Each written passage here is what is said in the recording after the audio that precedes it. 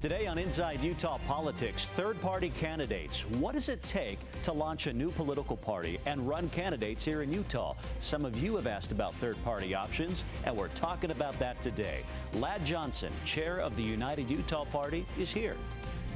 And a bill that could ban the popular app TikTok is now law. So what happens next? We'll have those details later on.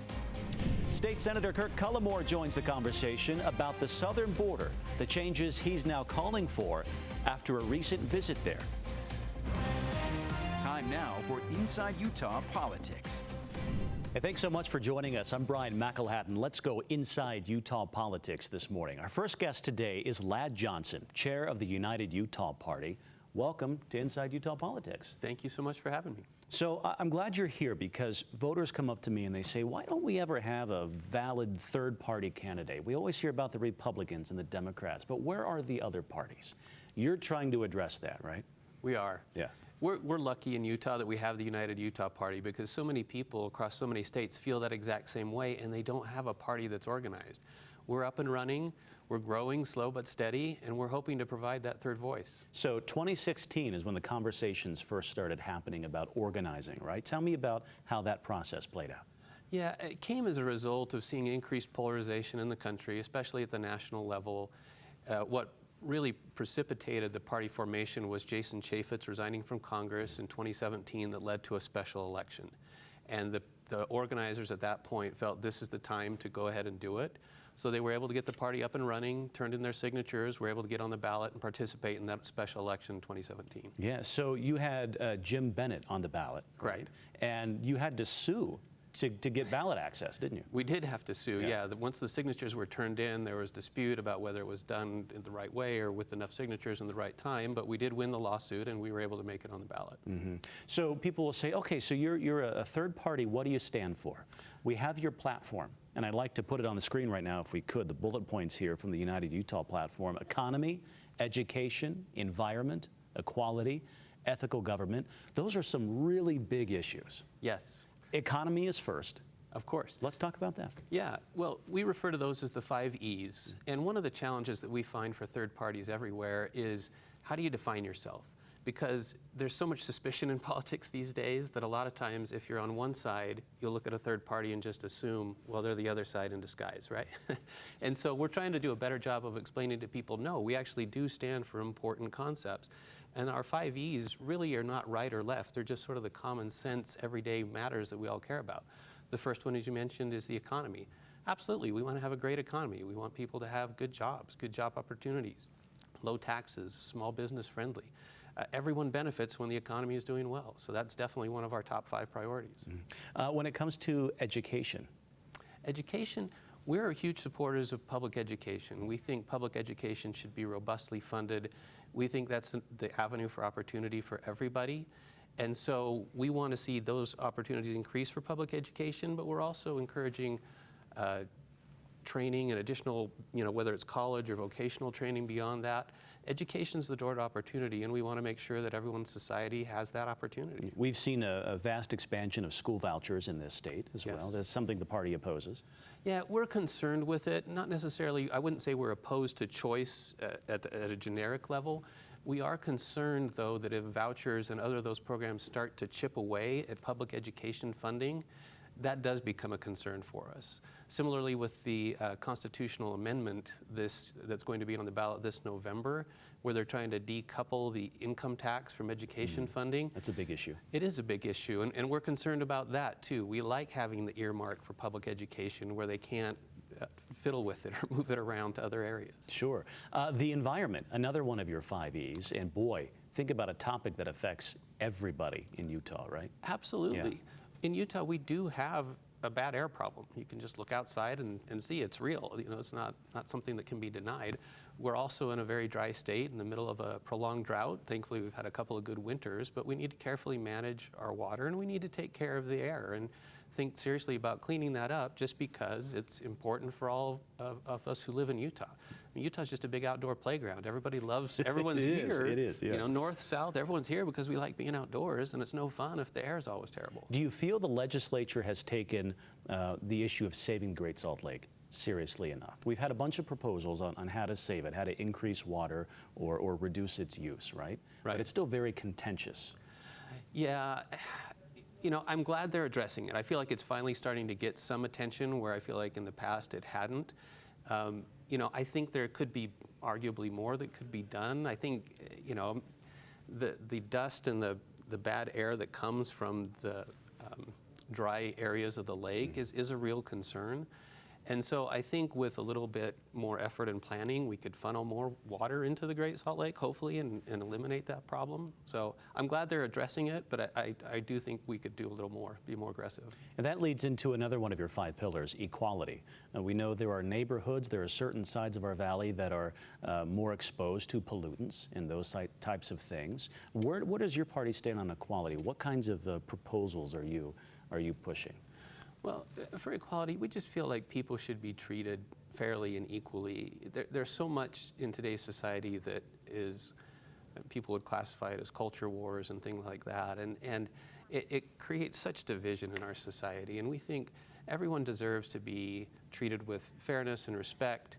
There are some tough issues that are in that category, and you know, people have very strong views on them. We really think that we can find win-win solutions for a lot of those type of issues, and it doesn't have to be this either-or mentality that the two-party system always tries to force us into. And finally, ethical government. Ethical government's probably the heart and soul of what we care most about at the party. Okay. We think there are so many simple reforms that could be put in place that would change government for the better in drastic ways, and perhaps quickly, almost immediately, starting with voting reform. If we changed our first-past-the-post voting system to use either ranked choice voting or approval voting or some sort of voting reform like that, that would have a transformative effect almost immediately in our campaigns. And we're seeing experiments with ranked choice voting here. We are, and unfortunately the legislature's been trying to end that sooner than the pilot program was originally intended to end. I understand why people argue there's a little bit of confusion about a ranked choice voting ballot, but it still gives us a better opportunity than our current first-past-the-post system. The advantage of ranked choice voting or approval voting is that it takes away the spoiler effect. And that's what causes people to have to pick between the two major parties and pick for the lesser of two evils. If we could just have a system that allowed people to vote for who they actually wanted to vote for and not just have to worry they're throwing their vote away, that would change everything. Because I do hear that from people. Well, I like this third party or independent candidate, but I feel like my vote's just going to get canceled out, so I might as well vote for this person. Exactly. Right? Yeah, and approval voting, that's arguably even better than ranked choice voting, because approval voting, you don't even change the ballot at all. It looks exactly the way it currently does. You know, ranked choice voting, you have to have third, fourth, fifth choice, right? Approval voting, you just stay with the same ballot, but you can just vote for more than one person. It's that simple. So that way you can pick the person you actually like, and then if you want a safe vote as well, you can vote for one of the major parties. But if that were in place, you would see a lot of support for third-party candidates, and we may be able to break this logjam that we see with the two parties. But does it feel daunting? I mean, you got to keep the party going, right? You've got to get volunteers, you've got to raise money, and you've got to move against some very established systems here. Oh, absolutely. Yeah. It's an uphill climb for sure. But you know, I'm saying let's get on our hiking boots and make the climb. You know, I don't see the two-party system changing itself. There's no incentive to change itself. They're locked in. And so the only way I think we're going to improve politics is for people to get politically organized outside of the two-party system. That has to be done. And we're seeing that gradually come into place. There was the No Labels group that tried with their presidential candidate, right. Didn't quite happen. We've got the Forward Party organizing nationally. We've got parties like ours in different states popping up. Eventually, I think we're going to see more and more of these groups come together, and it's going to have a national impact. But it's a marathon, not a sprint. It's a marathon, not a sprint. And I know you've talked about needing volunteers. You've talked about engaging more people. So the folks at home are interested in learning more, how can they reach out to you? Where should they go? UnitedUtah.org is our website. We've got links there for volunteers and donations. Absolutely, we'd love to have people help us in our cause. It's a good cause. We've got a great platform. We've got a great message. We've got great candidates, quality people, really good group of people here. And these are people who are doers. They want to get out and do something. They're not happy with the way things are. They're not content just sitting at home staring at the TV and shaking their fist. Why are things not working? These are people who are up and about and doing stuff. So we would welcome anybody who'd like to join us. Okay, we will make sure that the folks at home can log on to our website, abc4.com, and see those candidates for themselves so they can learn more about them. Excellent. Ladd Johnson, I appreciate your time. Pleasure. Thanks so much for having me. Absolutely. Thanks for being here. Still ahead on Inside Utah Politics today, the Federal Trade Commission has banned most non-compete agreements. This is a big deal. We're breaking down the details on what this means for millions of workers. And still to come, President Joe Biden signed a law to potentially ban TikTok in the United States. What the wildly popular social media site has to do to avoid being blocked.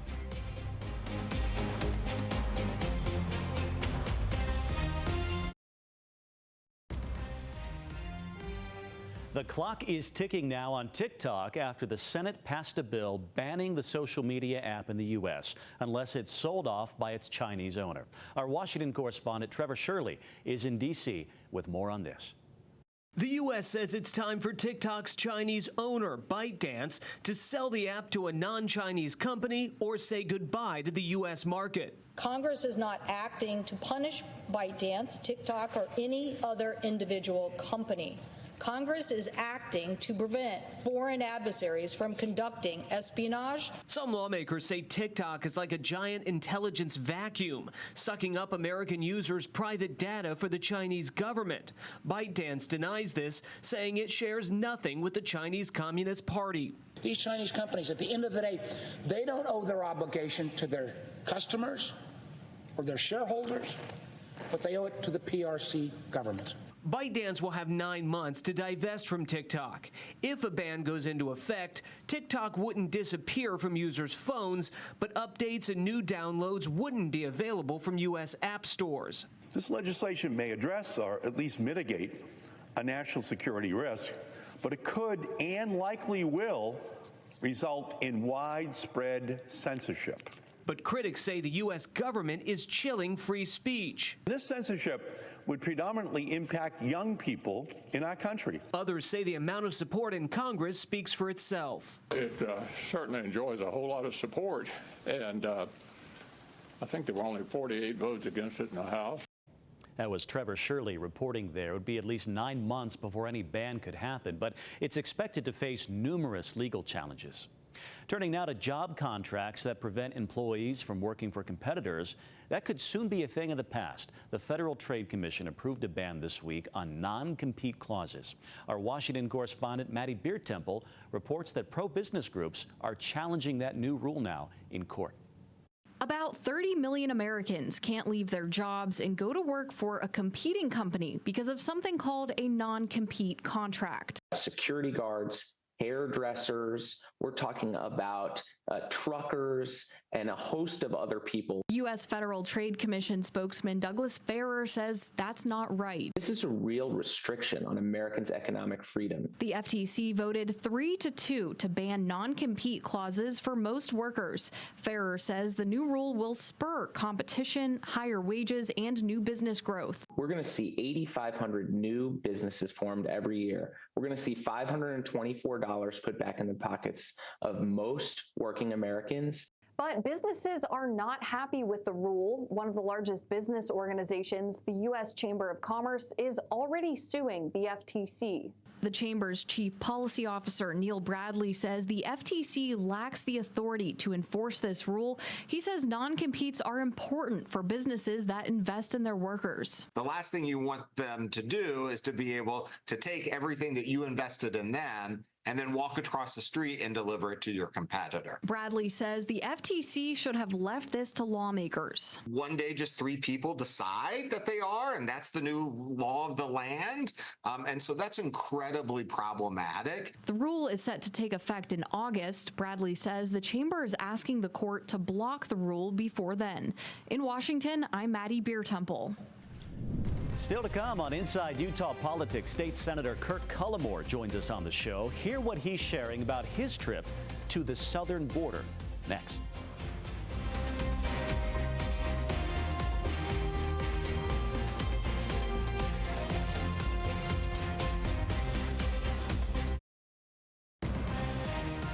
watching Inside Utah Politics.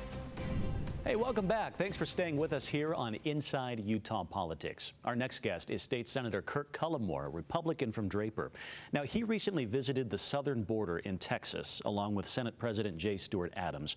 Senator Cullimore, welcome to the show. Yeah, thank you for having me. So you went to the border a couple of weeks ago, and was that an eye-opening experience for you? What did you see for yourself when you were there? Yeah, it was definitely interesting to see. I mean, we were there kind of as guests of a Texas senator who had invited various legislators across the country to come see what was being done. He took us to Eagle Pass, which is right on the border, right on the Rio Grande. And the reason why he did that is because it was a hot spot for a lot of the migrants coming over just a few months ago. In fact, hundreds every day. So thousands of people were crossing the border there. And they took us there because Texas, as you're probably aware, has taken it upon themselves to start securing the border to a degree themselves. And so it was the Texas National Guard. Texas also has a state guard that was down there. And then there were also National Guardsmen from other states as well. And so strategically, they were showing us what their state has done with the cooperation of other states to secure that section of the border. And so we got to see what they've done. I think one of the messages that they wanted to demonstrate to us is that, there's a prevailing thought by some that it's inhumane what they're doing, but really it's demonstrating that, that the illegal crossings are primarily facilitated by the cartel. And the inhumane things that are being done in the illegal crossings is much, much worse. And in fact, if anything, the National Guard and the Border Patrol and all of that are helping people that are in these dire situations. These are human smuggling operations Yes. that are coming across. Yeah. Yep. And so in fact, by securing the border, it decreases the incentive to do that, and so it decreases those type of operations and puts less people in peril in these particular spots. Now, obviously, it's a big border, so they've secured strategic spots, and some of the illegal crossings are just happening other places, and so they were demonstrating this can be done. It just needs to be, spread out, and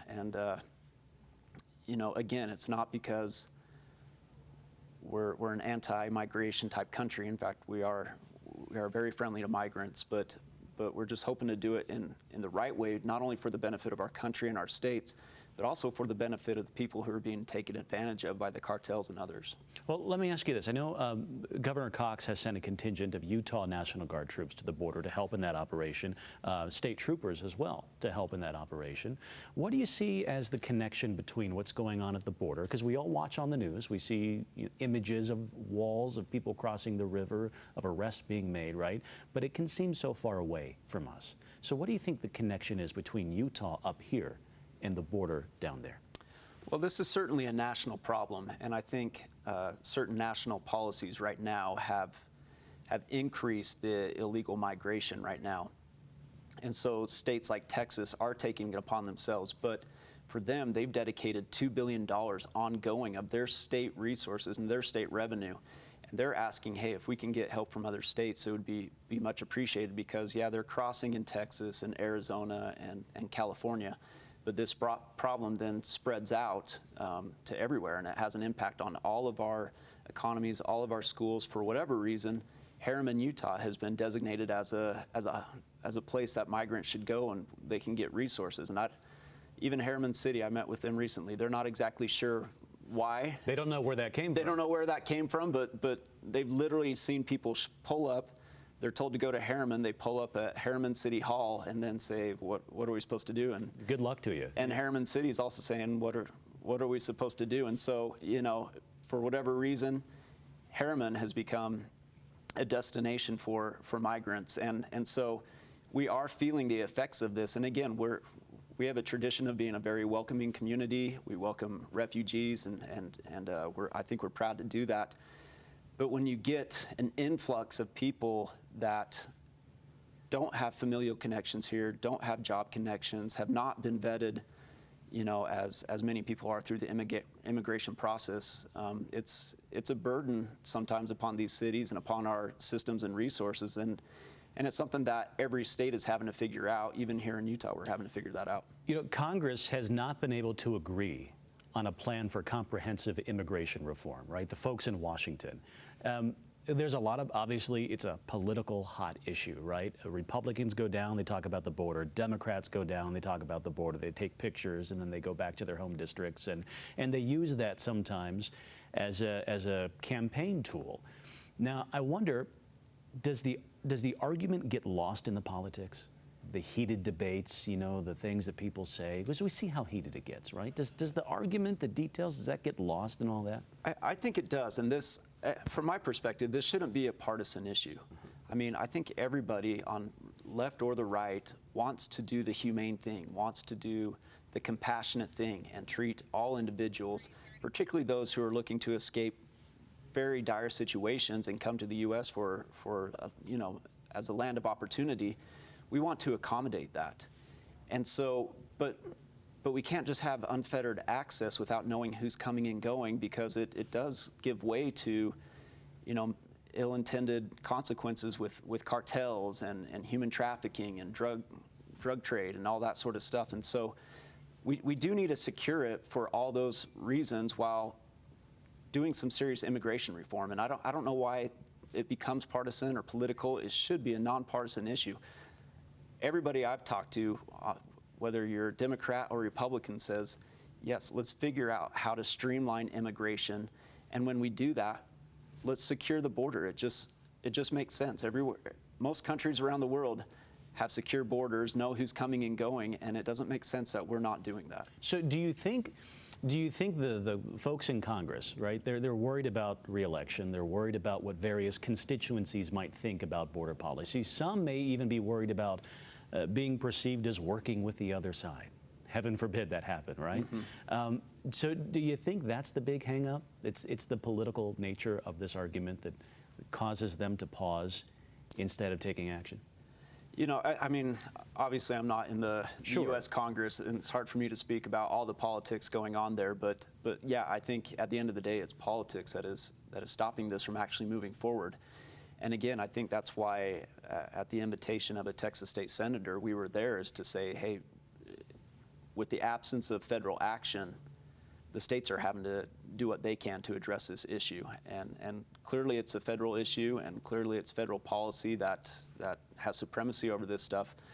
But in the absence of that, the states are having to do something to, in Texas' case, secure the border, and in the case of Utah and other states, to address the illegal immigration populations that show up in our states. Do you think, and you anticipate Utah sending more folks down if Texas asks for that? I don't know. I mean, it's a pretty big strain on any state's budget, you know, because you're activating National Guard, and so you know, that would be up to the governor at this time, and I'm sure that's something, if the problem continues and exacerbates, that the legislature will look at in appropriating money to help out in the problem. As a state level lawmaker here, if you could chat with our representation in Congress, what would you encourage them to do? What would your ask of them be? My ask would be to address this as a non-political, nonpartisan issue, build some sort of coalition. I know we have really great representatives, both in the Senate and Congress, that are willing to do that, and to work with their colleagues and come up with a plan that can get passed. It's an election year. It's hard to get things done in an election year. And so, you know, but I think the work needs to begin now so we can have some sort of a viable solution, maybe even next year. Okay. Any more trips to the border for you, do you think? No, nothing in the works. Okay. Senator Kirk Cullimore, I appreciate you being here. Yeah, thank you. Thanks so much. All right, stay with us, everybody. More on Inside Utah Politics coming up right after this. You know, you can find ABC4 on social media to follow along no matter where you happen to be. And while you're at it, download the ABC4 News app. We're always on. Headlines and political news with you wherever you are. Thanks for being with us, everybody. We'll see you next week. Bye-bye.